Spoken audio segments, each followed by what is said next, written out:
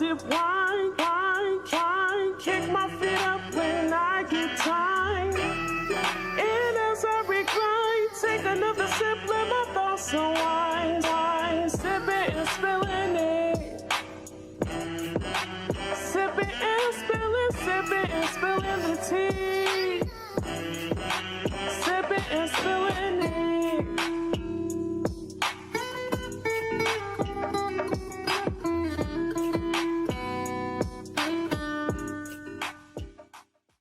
What is poppin', everyone? What's poppin'? How you niggas doing? Niggas feel like we on air. We are live. We are living. We are feeling. We are doing. How are you niggas feeling? I'm feeling a little tired and hungover because I was partying till 9 o'clock in the morning today. But you know what? You want to hang with the big boys? I was partying late into the morning, and then I took a bubble bath, and then I fell asleep in the tub.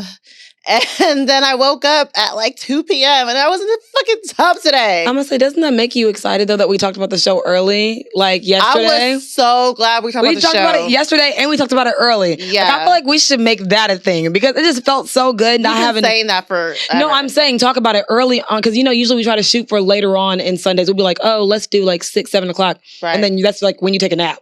Yeah. Who takes a nap at 6 o'clock? I do. That is so fucking weird. I'm one sleepy ass bitch. Child. There ain't no one who can outsleep me. I probably can outsleep you. I don't think you can outsleep me because I will sleep from like 7 p.m. to like the next morning. Yeah. Well, you be high though. You go to sleep at like 4 o'clock in the morning. They say like, no, I go to sleep at like 7 o'clock or 6 p.m. and I won't wake up. But I do love a good sleep though. So you know what? Mm-hmm. So let's get into our motherfucking PSA before we get into our story time. All right. So my PSA, I'm speaking to y'all kindly, humbly, as one of the many people that work outside. Do y'all not hit an age where y'all stop strolling in the club? Because I don't know, it's just kind of annoying to me at your grown-ass age that you're still in the club doing this. You're still shimmying. Like, is there any space in time where you feel like that's just not part of your personality anymore? That's all I got to say.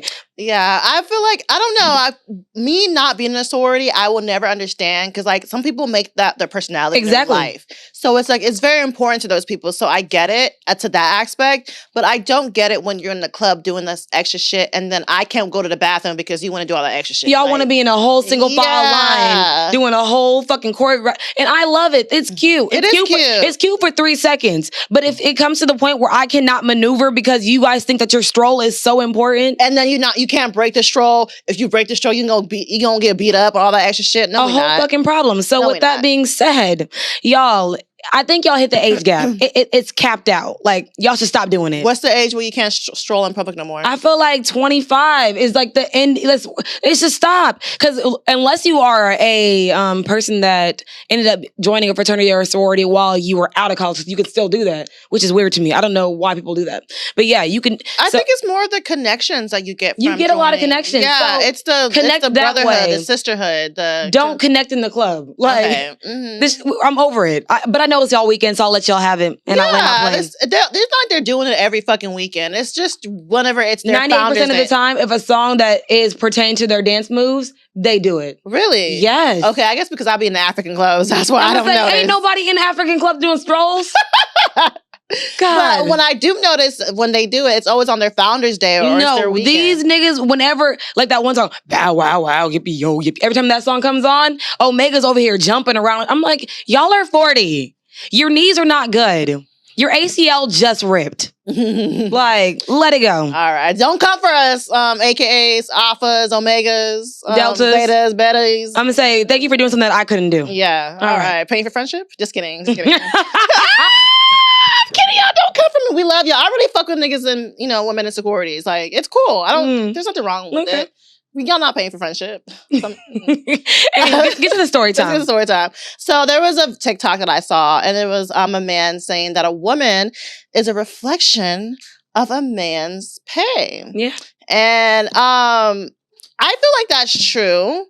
And I also feel like it's not also true because there is also times that we've noticed women who date down and women who date men who aren't always financially stable, or she's the one taking care of everything. So yeah, for some parts, there was a time where a woman was a reflection of a man's income and his pay, but I feel like so much now it's not. I don't think we are a reflection of how much our men make. I mean, speaking for me personally, I am a reflection of the man that I date, because I feel that if my man... Are you a reflection of the man that you date, or are you a reflection of the money that your man makes? That's two different things. Oh, I don't be a reflection of what they make, because that's what the guy was saying. A woman. Do you want to watch the video again? But I feel like now in life, I'm only going to date someone that's going to make me look upgraded anyways. So with that being said, yes, I'll be a reflection moving forward. Yes. Because I'm not dating down. I'm not dating a nigga that can't buy me a purse that I want. I can't do it. I'm at that age. I don't have to. I don't want to. Young bitches don't have to fucking choose. I don't have to choose. So yeah. So our story time this week was a TikTok I saw of this man saying that a woman is a reflection of a man's pay. Like, the man is dating you because you are all he can afford right now. And the minute he levels up and gets more money, girl, a bitch, if you cough wrong, the nigga will look for arguments to leave. And that brought me to what I kind of went through whenever I was talking to this guy. And, I like to let men just ramble and just show me all your red flags. And whenever you say something that's alarming, I don't even disagree. I'm like, oh yeah, tell me more. So he pretty much was telling me how, he's only dating right now. And he's not really at a place in his life where he feels like he's financially stable enough to date the woman he really wants. That he's, working on himself, and whenever he gets to that level, he's gonna date the women that he actually want to date. Mind you, he's talking to me, and I already knew prior because someone else telling me that he was interested in talking to me. So you're telling me to my face that you're the only person that I can afford right now. You only dating me right now because the women that you really want, you can't afford them yet. And I'm just like, that's like the okay. That is like the worst compliment you can ever give a woman. It was like, oh yeah, you're in my tax bracket right now. Right now. You're good enough for right now. Right now. Because once I get some real money, bitch, I ain't fucking with you. Because I do feel like some men do be feeling themselves because they make a certain amount of money, and they think that because they make so much money and they will get you certain things that other men wouldn't get, that that's a come up for you. Yeah.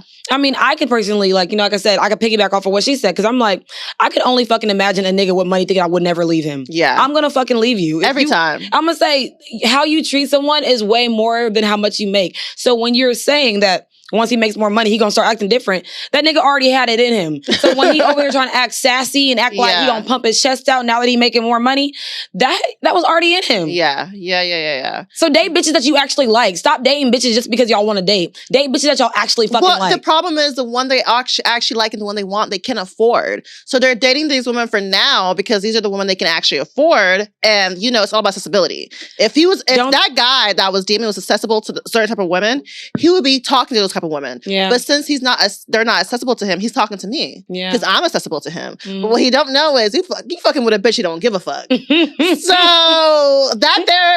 she told me, I'm like, oh, okay. It's all good. And the thing is, he will never know he said anything wrong. Never. I mean, he gonna know now that the video come out. Well, he don't know it's about him. Oh, you're right. He don't know. So the girls are back at it again with a messy-ass episode of Sip and Spill. We create conversations. Oh, wow. Sipping wine. I go by the name of Thug Motherfucking Sammy. And I'm ambitious, the turtleneck queen, Teray. All right. If you haven't already, follow us at the Real Sip and Spill on everything except Twitter, which is Sip and Spill 1. And give us a 5-star rating because we're some 5-star bitches. Follow us our YouTube, our Twitter, our Sip and Review. When you send a show, we review it. Our merch, what else we have? Yeah, our Facebook, our YouTube. I already said that. Yeah, that's about and it. Our merch at the Sip and Spill shop. I couldn't even get that out. Y'all know I got a Real Sip and Spill shop. Y'all know I got a baby lisp. That be coming out sometimes. So yeah. So go ahead, follow the girls. Yes. So let's get into some motherfucking would you rathers. Okay. So, Ami, would you rather watch your parents have sex or your parents watch you have sex? I would rather my parents watch me have sex. Show your mama made a hoe. Okay. Period. Anywho, and would you rather only eat raw food or only be able to eat TV dinners? Raw food. Yeah, because I'm going to say TV dinners are fucking trash. TV dinners remind me of single, lonely men. And you know what's so crazy? When we were younger, we loved the fuck out of TV dinners. I never liked TV dinners. You never liked the little kid ones that have like little brownies on the side and they have the corn. Man, I was fucking them motherfuckers up. I never liked TV dinners. That that hangry man, Salisbury steak and Salisbury shit. That was always so nasty. Like, it just reminds me of like people who can't cook. It's like you can't make no food, so you eat that shit. You eat that shit. Yeah. And it really is shit. It's not even good for you. It's not even real meat, I don't think. So let's get into some wine facts so we can get into some motherfucking tea time. So, I was at Randall's when I got this wine today, my little white girl store. I really don't have any wine facts. I'm sorry. All I do know is this is a $24 bottle. Ooh. I spent some money on myself today. You did. It's a 2017 bottle. It is produced from grapes grown in the acclaimed Shanti, Chicago. No, not Chicago. I'm sorry. Shanti Colorism region. I don't know what that is. It sounds like a native tribe. Released after a minimum of 28 months from the harvest, this well-balanced embraces flavors of cherry, vanilla, cocoa, and spice. That sounds so good. And it's 13.5% alcohol content in this bitch. That sounds so good. Whew, y'all. And I'm drinking this bottle by myself this week because I ain't got no one to help me. So I'm gonna be getting a little lit. Oh, Jesus. I'm drinking Be Free. And y'all, if y'all want to know how my sorority's been going, it's been going because I've did some nasty ass lopes here and there. But I want to still say I was consistent with at least trying. Because when some people fuck up, they want to just fuck it. I'm going to try again next month. I'm going to keep restarting as many times as I need to fucking restart until I feel that I have a hand on my drinking. Cheers. Okay, cheers. To another messy ass episode of Sip and Spill. Oh. Because when I'm drinking, I turn into the biggest horn dog. This shit is fucking disgusting. Oh, this is good. Oh, this is really good. This shit is disgusting. I might keep my bottle to the $20 price mark. This is so nasty. I'm sorry, friend. You can take a sip of mine. I'm gonna drink my 3 spirits, y'all. Okay. I'm gonna my social elixir. So let's get into some motherfucking tea time. Tea time. I don't know what to call her. I want to call her. I don't know. What should I call her? The queen herself. The pussy popping on a handstand ass motherfucker. I'm gonna call her. I leave a nigga where they got me fucked up at. And do. I think that's what I see her as. Because one thing about Lori Harvey, she don't leave a nigga where they got her fucked up at. Right where they had her fucked up. And Lori Harvey got these niggas in a frenzy. They're shaking in their boots. They're mad. They typing ferociously. Because what? Because Lori dares to date. Lori dares to not keep one man. Lori dares to be a 20-something-year-old woman. Yeah. Living. Yeah. Having sex. Yeah. Possibly. I don't know, but I'm going to assume she's having sex. I would hope she's having sex. Yeah. That bitch is fine. I would have sex with her. And it's just so funny to me how whenever a man goes from woman to woman, for example, Pete Davidson has dated multiple women. Yes. He goes from within a year or two. Within a year or two. Whenever Lori and Michael broke up was 2021 or was it 2022? I think it was maybe 6-7 months ago because I feel like they had it was 2022. It was 2022. Okay. It was still 2022. Okay, so but we've seen Pete go from girl to girl it was the same year. With the same year, even shorter than that. Yeah. And no one has anything to say for Pete. That's a fact. Actually, they cheer Pete on because they're like, how this ugly ass nigga get all these bitches? Beautiful bitches. Yeah. But Lori dares to have a boyfriend who actually claimed her, post her, because she did not post Damson. Damson posted her. Exactly. But she just was like, what my nigga posted me? I'm gonna just add it on my motherfucking page too. Okay. And then these niggas are upset because they are. Because of whatever reason. And honestly, what I think it is, in my opinion, is the thing is she's a beautiful woman. Mm-hmm. And you know as a man that she don't have access to Lori Harvey. And she is doing what men have done to women for years. And she's beautiful and she's doing it. You can't call her ugly. You can't call her a slut because she does not post any explicit pictures. And the thing is, she only is posting men that she's dating. And for the longest time, Lori didn't even talk to us. So y'all don't even know her personality. Exactly. So now that she's finally responding, I'm like, girl, no. She's not even responding. She has not responded to one rumor, allegation. The only thing she responded to was that she wasn't dating Diddy and her son. Oh, okay, yeah, that's what I was talking about. Yeah. That she like spoke to us. She spoke to that, which I didn't think she was, but I don't know. But if you did. But I mean, if you did, I mean, it is kind of fucked up. But I never thought she was dating your son. I don't. Yeah. They saw a picture and they ran with it that they were dating. It's a fact. But I honestly, I want to say, Lori Harvey, I feel like you're doing the right thing. Like, you are collecting this niggas like affinity stones, and there is nothing wrong with that. You are dating successful, Black, beautiful men who put you on a pedestal every fucking time. Michael B bought you some stocks. Damn. We love that. Like, what? And I feel like at the end of the day, you think he took the stocks back? I don't think that he'll get the stocks back. I hope he does get the stocks back. Okay. But I just feel like if you are single, you are able to date. The moment that you are not connected to someone, if you want to go and do something, do it. It's okay. Don't feel this shame of feeling, I have to heal. I have to get myself together. Sometimes healing means getting up under somebody. I don't give a fuck what anybody tell you. Everyone thinks healing is different. Honestly, if you want to sit and reflect and, you know, do some healing before you get into a relationship, absolutely. Do that. That is great. If you feel like the way to get over a nigga is to get under a new one, do that. That's great. The whole thing about being a feminist is allowing someone the freedom to choose. Being a feminist has something to do with hating men. It's all about giving women the right to choose. And I actively try not to participate in misogyny or the patriarchy. So I'm not going to bash Lori for doing something that we've all done. Me, you, we're all doing the same dating in our 20s. The fuck, I'm doing it now. We all doing it. We all doing it. When one nigga fuck up, we get a new nigga. Like, that's just what it is. When one shit don't work out, get another one. Get another one. Get another one. Like, y'all stop getting so fucking butthurt. Like, we're not trying to change the man anymore. We're changing the whole man. Change the whole man, just like J-Lo. Right. The man don't change the man. Period. So next we're gonna talk about Kendra G, because I, ironically, of all people, I am on the Instagram era of where Kevin Samuels resides. I'm there. And so Kendra G is basically, I want to say, is she like, what is she, Instagram? What?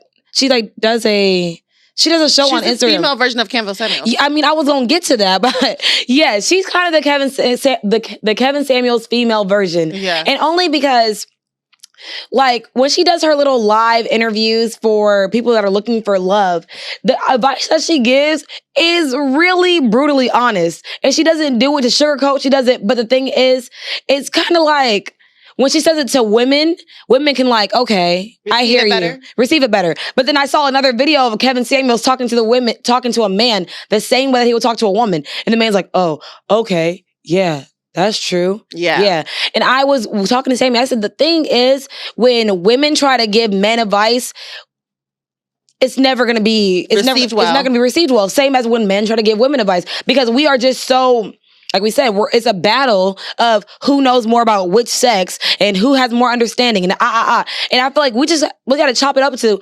we will take advice way better from women than we will take from a man. Mm-hmm. How dare a man that cheated on his fucking girlfriend 8 times and with a receding hairline and I make more than tell me something about. Yeah. You know? Yeah. But if a woman that I see is successful and I feel like she's in her own and she's speaking her truth, I'm like, you know what? I can respect that. And it I could can be take the ownership. exact same thing that you said. Exactly. Word from word. And that's what I was going to say. They can both say the same thing, but I'm going to still find a reason to combat what the man says, because women don't lack accountability. We just don't like agreeing with men. Just no, like for real. Because remember, was it you that I told that I said something and there was too many niggas in my DMs agreeing with me and I felt like something wrong? Yes. I posted something about... And the same thing said for me. When I agreed with Kevin Samuels and I got like 60 followers in 3 days. I posted this video of this Asian girl and she was like, women don't know how to cook no more. But she's like, but no one taught me how to cook. And she was like, well, no one taught you how to suck dick. And you know how to suck dick. Hello? So you can learn how to cook. And I'm just like joking. And then all these niggas was like, yeah, because these bitches know how to cook. Yeah, I agree. I'm like, I just feel like you get one or the other. You either get a bitch that's sucking your dick or you get a bitch that's cooking. Most times we're not trying to do both. Too many men agreeing with me does not sit right with my spirit. Like, I just feel like, what did I say wrong? What did I say wrong? Okay, so let's get into Mona Leo. Mm-hmm. That's her name. Mona Leo.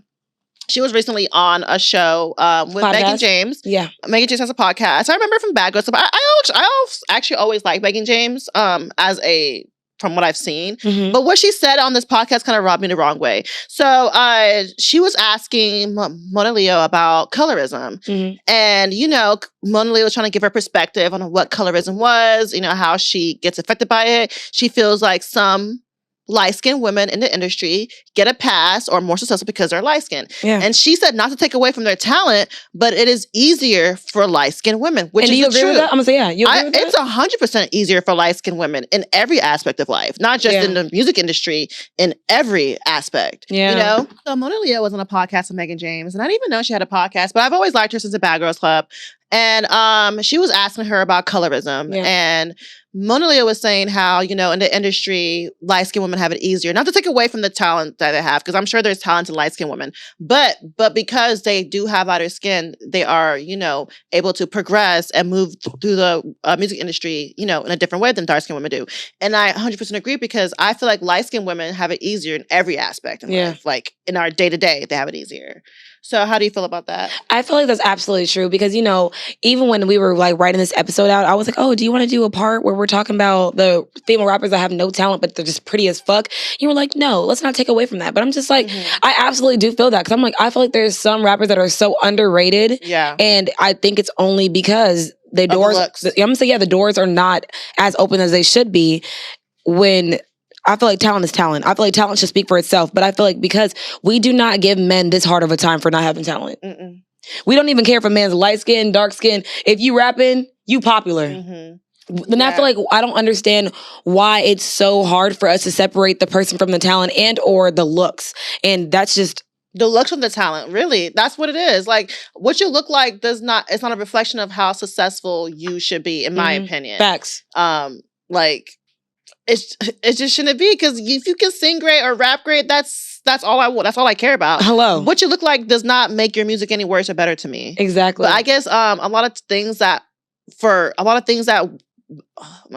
to say? I feel like a lot of the times men feel like women are here for their gaze. Yeah. So if we don't look a certain way or do a certain thing, it's like we're not going to be as successful, because a lot of times we are here for the male gaze. Like for example, today at the Randall's, this man, I don't even know, told me to smile today. Girl, we said you're not talking about that shit. But I'm gonna talk about it, because it still has to do with what we're saying. Like, I'm not here to make you feel comfortable. Me being at Randall's shopping is not for your gaze. So that's what I'm trying to say, that women aren't here. That's a fact. For the male gaze. That's a fact. Yeah. Absolutely. So I guess it's to our topic of conversation. Colorism. I feel like we always touch on it a little bit, but we never actually in depth go into it when it comes to colorism. I feel like we just say little comments, little side steps. But you know what? Let's get into it. So you want to tell them the fucking definition? So colorism is discrimination against individual with a dark skin tone, typically among people of the same ethnic or local group. Yeah. So how much has colorism affected you, if at all? So for me, colorism affected me tremendously growing up, just because I always like to point out I did not know I was fine until I moved to Houston. I always thought I was just regular. I just thought that I was just, I was a wallpaper. I felt like I was just existing. And I'm not saying that I got gratification or felt more validated in my looks when I got here but I just feel like the men around here appreciated more of what I looked like than men that I grew up with. And it made me feel, good. Like at the end of the fucking day, a compliment goes a long fucking ways. So for me, it was just like, what? I'm cute. I'm gonna say, I'm the dark skinned homie. I was never, that's what I'm saying. So for me, colorism affected me and what I thought beauty standards were. So yeah, whenever we're talking about the episode, I was like, has colorism ever affected me? And I had to really, really think about it, because I never really thought about it, how it affected me. But actually it has, because I feel like colorism probably has something to do with the fact that I'm not working at where I was at Standard anymore. Yeah. Because I was literally the only black girl working there. They had one other black girl that was working there, but she was there for years and she was like a manager. So I don't really think she counted. Yeah. So, but other than that, I was the only black girl that was working there. And I was like, was that colorism? Was that racism? Because they liked me. They pushed for me to, one of the manager pushed for me to work there, but the manager who pushed for me to work there was a black man. And he was like, you're doing a good job. Took me off for training early, like, la, la, la. And next thing I know, I'm like, oh yeah, you didn't make the cut. I'm like, then what is it? no reason. Exactly. So, and I kind of felt the microaggression of working at a mostly Latin bar. You know, one of my first day there, this guy told me I was the wrong color. So The wrong color? Yeah. What? Yeah. I didn't tell you about that? No. He told me I was the wrong color. Yeah. And I feel like that's so ignorant to say because me being Black, you don't know if I'm Afro-Latina. There are Black women who are Hispanic look just like me. Yep. So that's why Like Chula. Shadow, like Chula, because she's Puerto Rican. So, and she a nigga. So very much a nigga.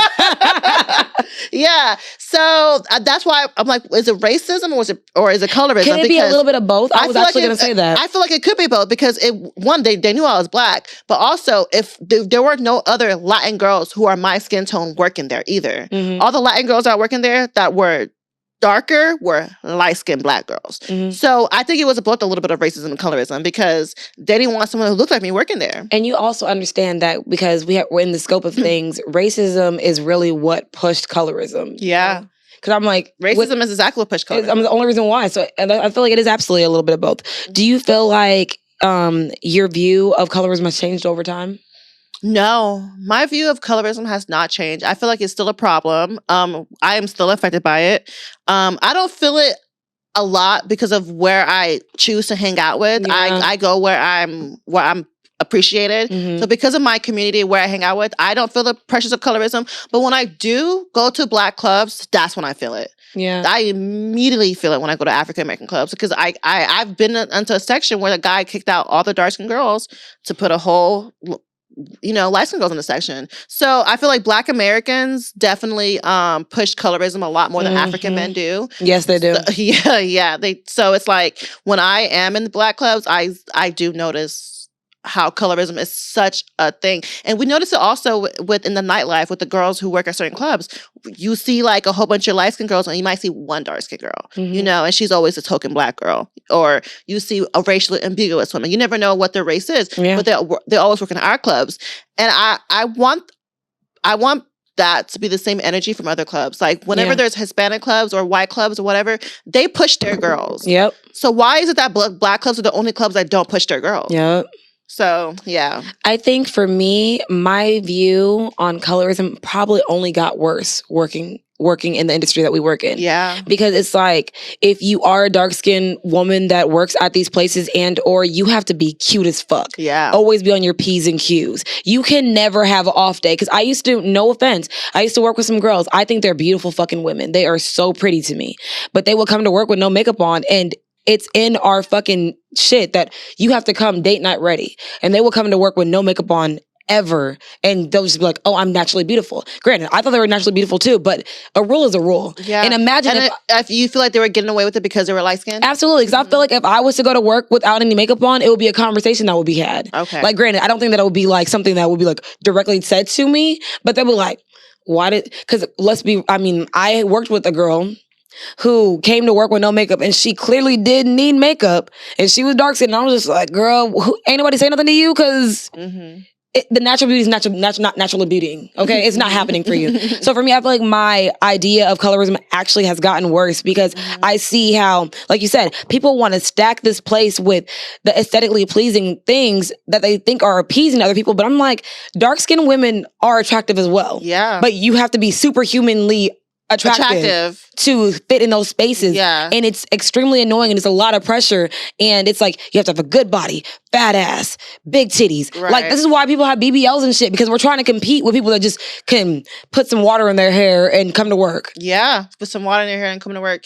And I know this is kind of off topic because we didn't really talk about this, but you being a dark-skinned woman, did you feel like you being attractive also helped, like, you navigate life? You know what I'm saying? Like, was it, or you do feel like, yeah, you're dark skinned, but you don't have it as hard because you're also an attractive dark skinned woman? I feel like for me to negate my privilege and being pretty is absolutely a problem. But yeah, it makes my life so much easier. Yeah. But granted, like we always say, when you hear that, you're like, oh, you're so attractive for a dark skinned girl, or like I always hear that, and I feel like I'm always that person like, oh, I don't usually date girls that look like you, but I'll date you. You're the exception. Exactly. And I don't like being the exception, but because I am the exception, all right, the door's open. I'm going to take the door that's open because I already have to work harder to already get here. So I'm glad that I'm here and y'all appreciate what I look like. So when people tell me like, oh my God, you're so pretty. And then people make comments like, oh my gosh, I wish that more girls here, like, you know, looked like you. And I'm just like. Yeah, definitely. So we could talk about dynamics of relationship in a family or whatever relationship because of colorism. Yeah.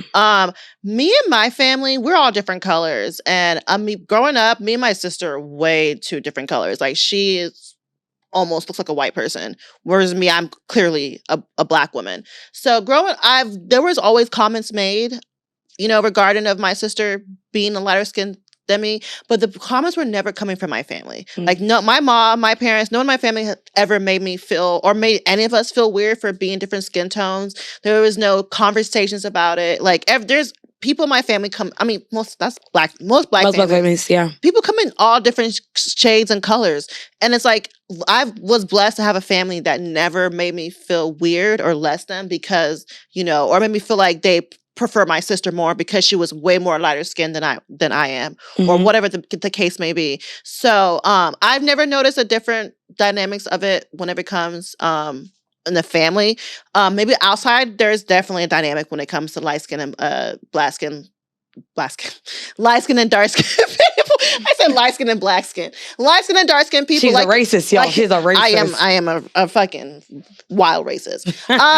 No, like you were saying, like you notice, you see the light skinned woman with the dark skinned man or the dark skinned woman with the light skinned man. There's never like the same skin tone or whatever the case may be. So yeah, I feel like because of colorism, it does play a role in the dynamics of relationship because a lot of dark-skinned men do tend to want to go for light-skinned women. So their child can be like in the middle. Yeah, and a lot of light-skinned women do not mind dating very dark-skinned men because they know that their child's going to fall in the middle. Yeah. So I feel like I have a personal story that I can, you know, implement. I didn't know if I want to talk about it until just now, but I feel like colorism is absolutely rooted. So for me, I absolutely understand the dynamics of colorism. It's definitely like, it starts with self-hate.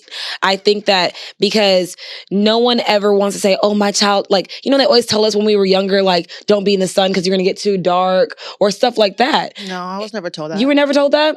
Okay, well, I've heard things like that. Yeah. Like if you like, no, my family never told me that. Yeah, I'm gonna say I've heard things like that because my own family members told you that? No, not my. Well, kind of, because my mom married a Black American. Yeah. You know, so they would say stuff like that. And so I feel like that is so ingrained in certain people that they don't think that what they're saying is harmful, but it is. Like even on Instagram, like there was this Asian lady, and she has a child with a Nigerian man, and her child is like, you know, maybe a little bit darker than you. And they're like, why your child so dark? And I feel like, why is that a comment even on a child?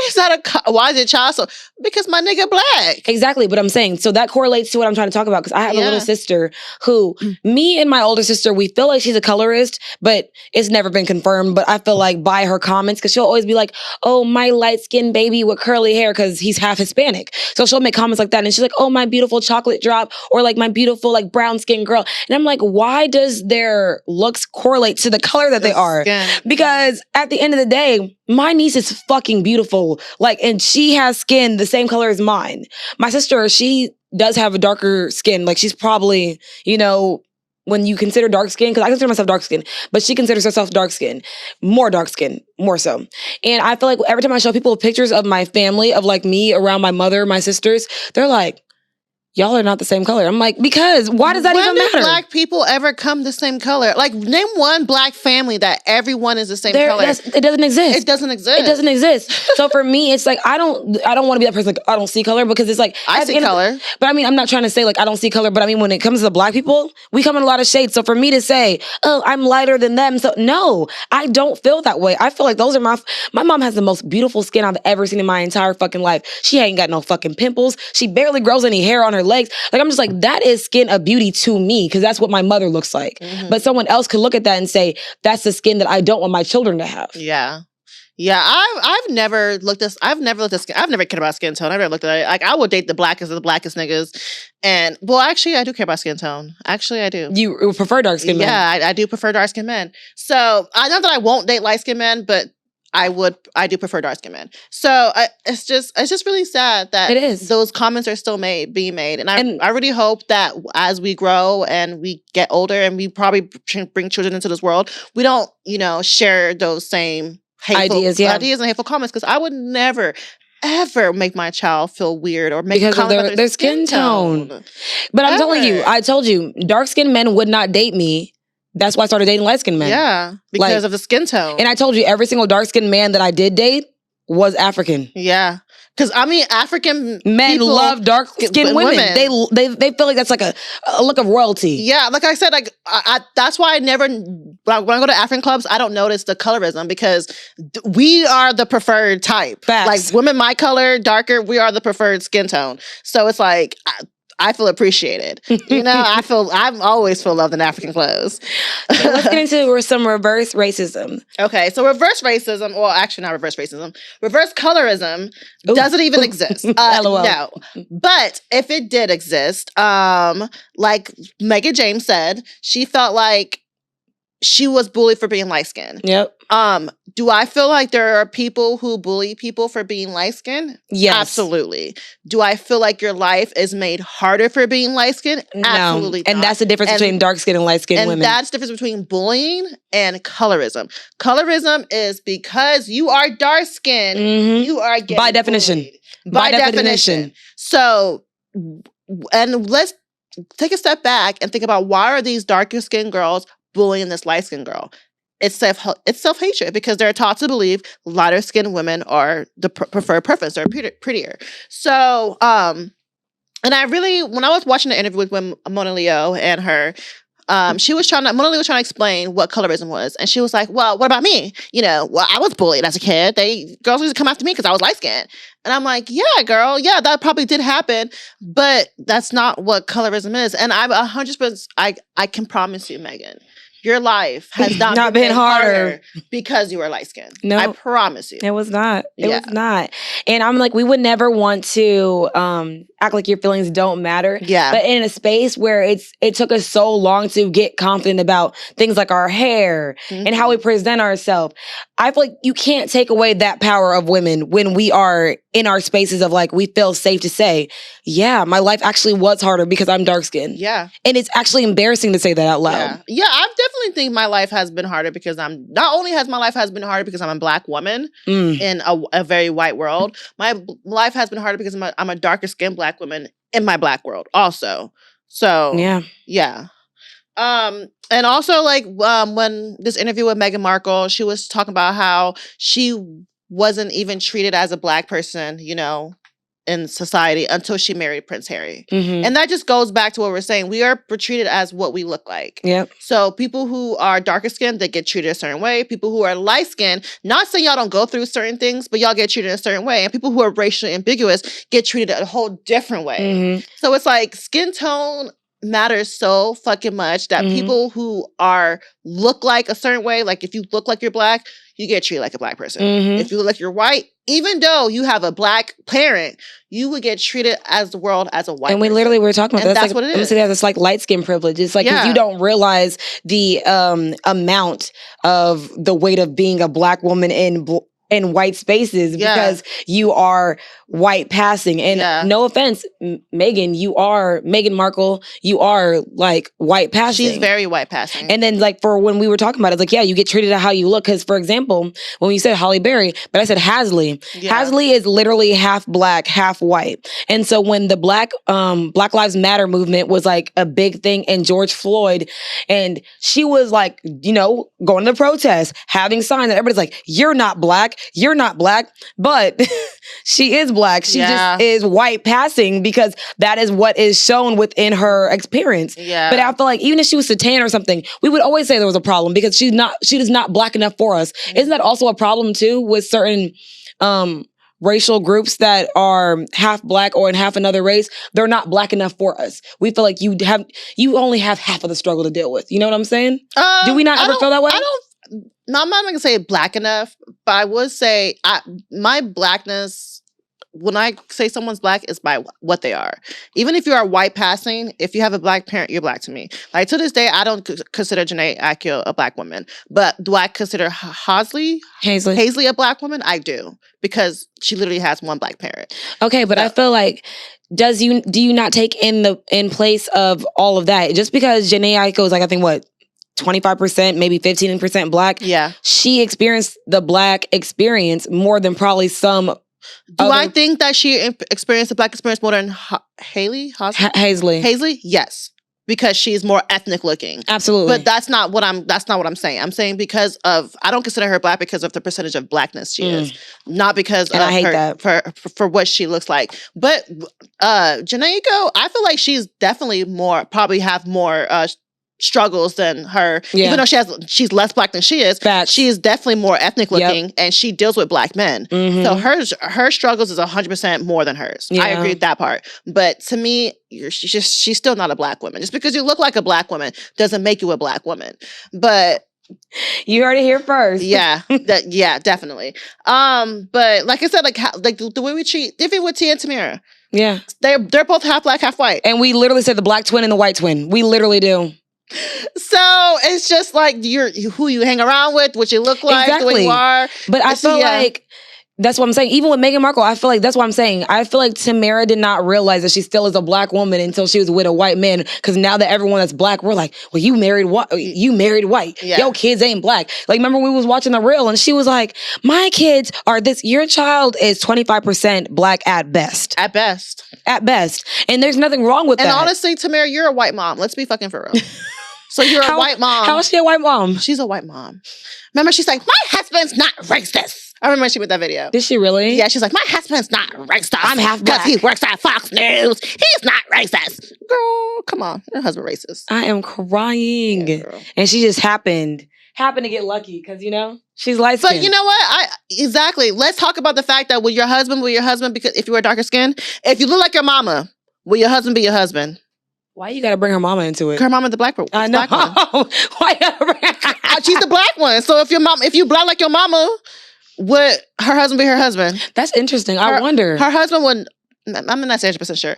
Me personally, I feel like her husband would not be her husband if she was that black looking. There's a certain type of men that certain type of white men that date black women. Mm-hmm. He does not give me. Yeah, he does not look like he would date a actually black ethnic woman. Like, yes. With the curls and everything. Yeah, and if Tamara did act black, I feel like he probably wouldn't date her. If she would like Tia, he wouldn't date her. Yeah, there's a reason why Tia was with Corey, and now I'm gonna say you go with what you more associate yourself with. That's so crazy because it's like you would think since they're twins and they raised same house, same family, that you feel like parents. That they would. You know what? It's crazy. It don't matter if you were raised in the same household. You can be totally different. That is so wild. Yeah.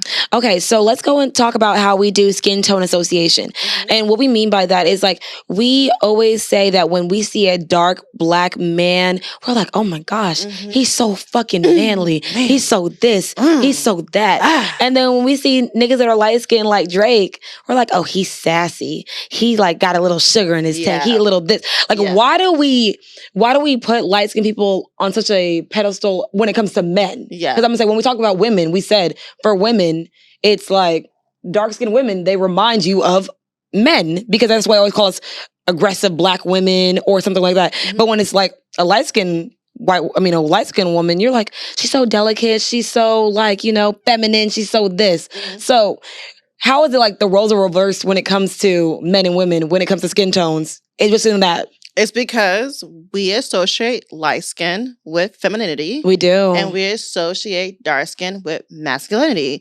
And that's because weird. We see a dark skinned man, we're like, oh. We're assuming when we he's say manly. we're talking about me and her. Yeah, we're talking about We're not talking about we as in all women. Okay. But most women kind of have this view, though. Some women do have this view, but we're talking about just us two. These are our opinions. Let's be very specific. Yes, I'm like, us two. I don't think that way. There's women who don't think that way, so we're not speaking including for y'all. You. We're talking about us. We're talking about us. So we associate dark-skinned men with masculinity. Mm-hmm. And when we see a dark-skinned man, we're like, oh. Yep. And then when we see a light-skinned man, we're like, oh.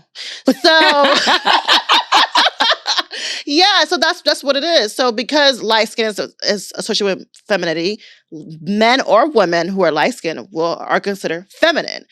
men or women who are dark skinned are considered masculine. And even though that's not the truth for us, definitely not the even truth. though we are both dark skinned women, we are not masculine. I think I have some masculinity in me, but having masculinity in you is not making you masculine, because we both know men and women both have feminine and masculine energy. You're right. That does not make you masculine because because you have masculine energy. What makes you masculine if you're sitting with your legs like this, eating a pizza and burping, doing all that extra shit. Well, you was burping earlier. You just didn't have the pizza. And I didn't have my legs open when I was doing it, but that was masculine. Why is burping masculine? Because burping is nasty, bitch. and niggas are nasty. So niggas are, that's what it is. But, yeah, I don't know. I lost my train of thoughts. But that's pretty much what it is that we associate with that. So whenever we see a light-skinned nigga, that we're like, oh, he feminine. And I do it too. Like, I'm not going to lie. Guilty of it. I'm very guilty of it, because there's times where I see it. I will talk about a guy. I'm like, but he's light-skinned, so I do it all the time. All the time. She does. And I don't even mean to do, because I would say all this about him and be like, but he's light-skinned. Yeah, she would literally say all these great fucking qualities about them. Like, yeah, he's initiating dates. He's trying to talk to me, trying to get to know me, trying to find my hobbies, but he's light skinned. I said, yeah. But I feel like someone who does tend to date light skinned men a lot, I do find that there are some that are, in their masculine, but I'm just like, so used to associating it with the niggas off of fucking Black Panther. Yeah, the niggas who you see on TikTok. Did you see any light skinned niggas on fucking Black Panther? No. Exactly. Exactly. They're in Africa.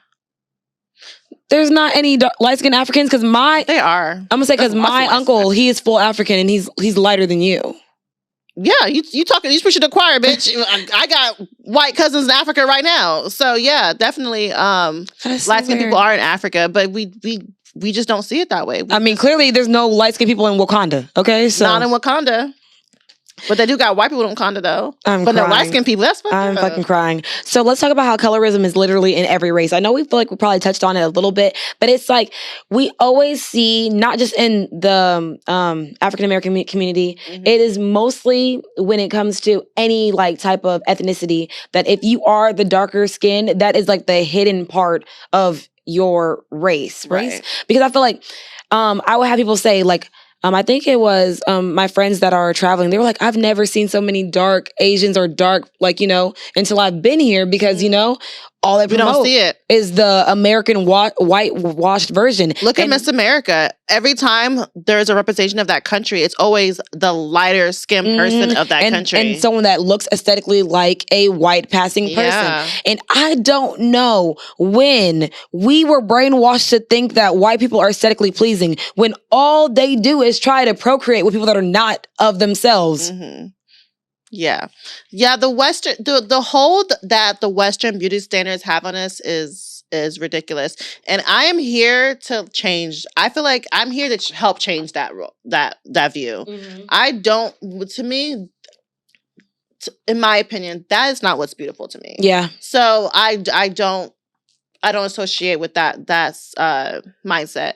So definitely notice how colorism is in different ethnic groups, especially in the Indian community. Yeah. They have a really, really bad issue with colorism. And even like they promote bleaching commercials in their too, though. Yeah, I mean, in their everyday, like in America, I don't see any commercials about bleaching your skin, but in other countries, they definitely promote bleaching their skin and being lighter skin, and it's a lot in the Asian community too. Like not the East, not the West.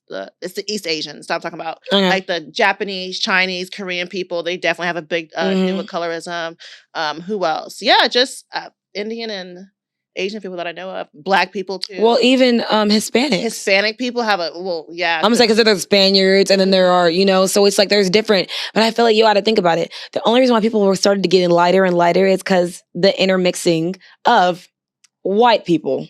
Literally, I feel like if we were all a pure race, like everyone thinks, we would all probably around be the same, range of color. Yeah. But I feel like because a lot of that was due to,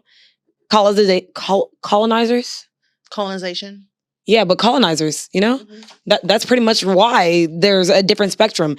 And I feel like with the whole paper bag test and how everything started, like, you always preferred the lighter people to be close to God, and it's weird. It's literally written in the Mormon book. that Black people are punished because they fell whatever. So because we have black skin, it's a curse in the Mormon Bible. And also, even in, for example, because y'all, sometimes I, like, side note, so sometimes I do volunteer at this animal shelter, and a lot of the cats that are there are black cats. And I'm like, why do we associate the black cats with bad luck? It's because of witches. Really? Just witches? Yeah, that's the stereotype. Like, witches have black cats. Black cats are witches. They're evil. Yeah. They're bad. But witches aren't bad. Yeah. I don't think witches are bad, but there's... And I'm going to say, because if we're going back historically, most witches are actually black. Yeah. I don't think witches are bad, but there was a time in our life where the Salem witch trials, But those were all bet you a witch. You die. Like, you can just look at someone and call them a witch and they die. So yeah, it's really just the stereotype black cats have with black magic and witches. So I think that's why people don't like black cats. I just felt like it went. And look, I got a white dog, so it's like, look at me, I'm just portraying colorism everywhere, everywhere. I got a white dog, and you see how holy she looks today, y'all. I got a white outfit on. She looks so angelic, and I said I look like I'm somebody's therapist. Like, this turtleneck made me feel like a therapist. That's the only reason why. I thought you were Steve Jobs. Bitch, I'm all of them. Okay, to me, you're Dwayne Johnson. Bitch, fuck you. Let's get into some motherfucking questions. Ask your question. Okay, do you ever feel like you've been fetishized? Yes. What the fuck? There was a time in my life when I used to only talk to white men. Not date, but like, you know what I mean? You know what I mean? Okay. There was a time in my life where I was just strictly dating white men for financial gain. And I feel like almost every white man that I was dating because of financial gain was fetishizing me. Mm-hmm. No, I'm not almost. I think every single one. They were tired of their white wives. They wanted to try something different. For some reason, they think we're some like crazy exotic sex freak who, because I mean, for a lot of times, white men do associate black women with promiscuous. Say it. Promiscuous girl. That's all I gotta get out. That's what they think we're promiscuous. So they think like, oh, we're easier. You know, it's easier for them to get sex out of us. You know, just whatever. So I definitely think that especially white men fetishize me because they feel like I'm close enough to whiteness for them to feel comfortable, but I'm still a black girl. You know what I'm saying? Because you know what I'm trying to say? Yeah. Like, I'm not, they feel comfortable speaking to me. They feel comfortable being around me because of the way I speak. But yeah, I'm still not a white woman. Facts. Yeah. Yeah, I understand what you're saying. Okay. What's your question? My question to you is, when was the last time a colorist comment was made to you? Oh my gosh. I don't even remember the last time a colorist comment has been made to me, but I feel like the only one I'm always going to remember is like when I was in grade school and this man used to always call me a nigger. And I'm just Wait, what? Yeah, no, I was in school. Wait, I was not. No, I'm being real. You know what? I want to talk about something. And it's so off topic. And it's because I didn't even finish my... Okay, finish your comment. I'm sorry. I'm going to forget what I was going to say. I was like, yeah, he was Hispanic, but he was white passing Hispanic. So he had like freckles and blue eyes. And he would always call me a nigger. And I'm just like, but you're a person... You're grade school. How old were you? I was like probably 3rd, 4th grade. Okay. So how old were you? 8, 9? Yeah, I was young. Okay. I was really young. And I'm like, but you're POC too. Yeah. So how are you? I feel like that's what happens a lot of times, that people that don't look like us but are still people of color want to be picking on us. Anti-blackness is global. Anti-blackness is practiced everywhere. That's the one thing that's globalized is anti-blackness. And it's crazy. That's how much imperialization and colonization is so strong, is that everyone practice anti-blackness. Because just because they feel like they're better than us just because they're not black. So I want to talk about this. It's so off topic. It's not what we're talking about. But I was watching this TikTok and there was this white dad who was teaching his white daughter about racism. He was showing her graphic things, like, you know, black people getting hung, like really, you know, graphic things. And he was telling her about how black people were treated. And this lady commented like, she's too young to learn about racism. And he made this comment. And he was like, are black kids too young to feel racism? Because Black kids don't get a chance to learn about it. To not learn they about experience it. To not learn about racism. We don't get a chance to be old enough to experience racism. We started learning about racism when we were 5. Exactly. 4. When I was in school. That's why I was asked how old you were. Business. You were 8 years old experiencing racism. So why is it white kids get a privilege to not learn about it, but Black kids don't get the privilege to not experience it? So that's a fucking bar. Bitch. That's a bar. That's a fucking. So my thing is, y'all should start teaching your little white kids about racism because we don't get the privilege to not experience it. Yeah. So they got to learn about that shit too. I feel that. Period. Okay. So you already asked my question earlier, so I'm gonna just ask it to you. Do you feel because you're pretty, your color gets overlooked? Because I don't think you answered it. Because I know you asked me, but I was like, that was my question. Do I think because I'm pretty, my color gets overlooked? Yeah, I think it does. I think I get a pass because of the way I look. But you always, I don't know. I feel like the whole color thing with me. I consider myself a dark-skinned woman. You don't consider me. I'm gonna say you're on the cusp. You're like literally mahogany. Okay, so I consider myself a dark-skinned woman. You don't. So that table's darker than you, bitch. It's darker than you too. No, it's not. Yes, it is. That's me. Girl, that table is darker than you. Anyways, do you think white people sit around and talk about how pale they are? I'm paler than you. I'm whiter than you are. I don't even care what white people talk about. Look at their kids and be like, oh, my little pale, pasty child. I could care less what white people talk about. Did they say shit like that to their kids? I would hope my not. My little tan baby. I mean, I feel like that's something the Kardashians would probably talk about. Like, oh, you're on the scale. That's why they're all fine except True, because True's too dark. You see what I'm saying? Who said that? Internet says True is too dark.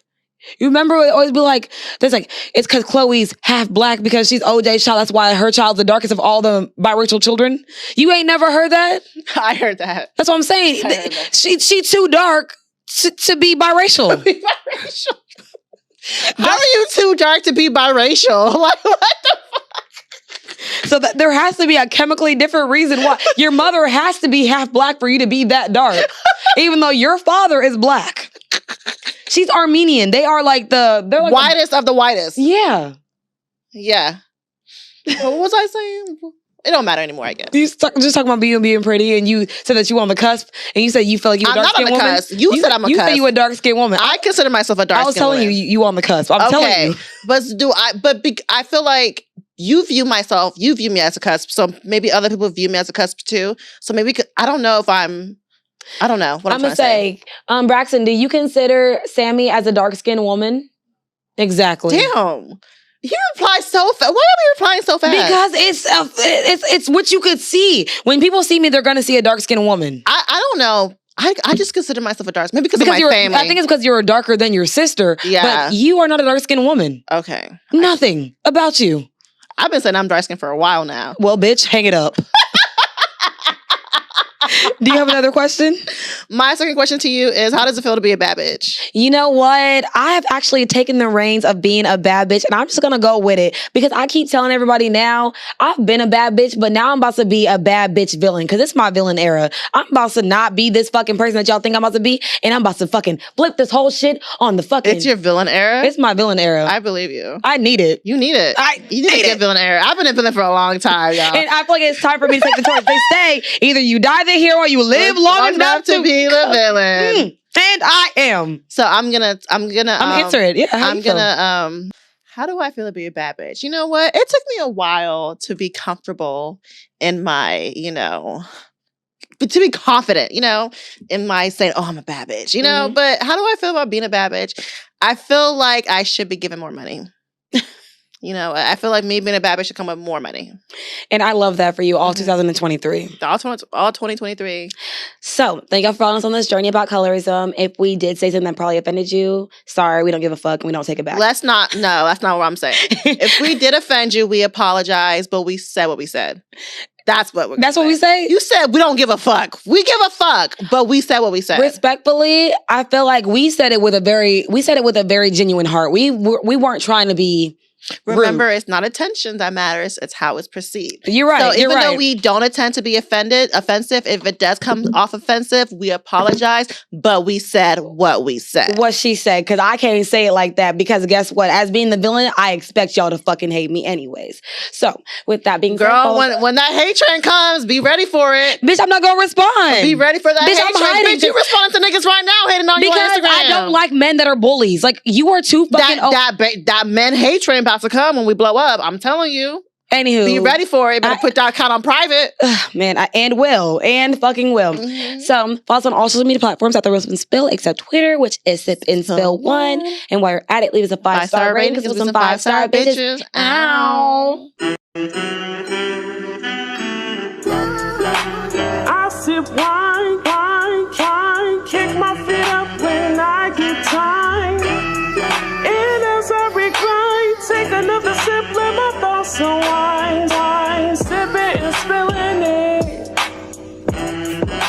Sipping and spilling the tea.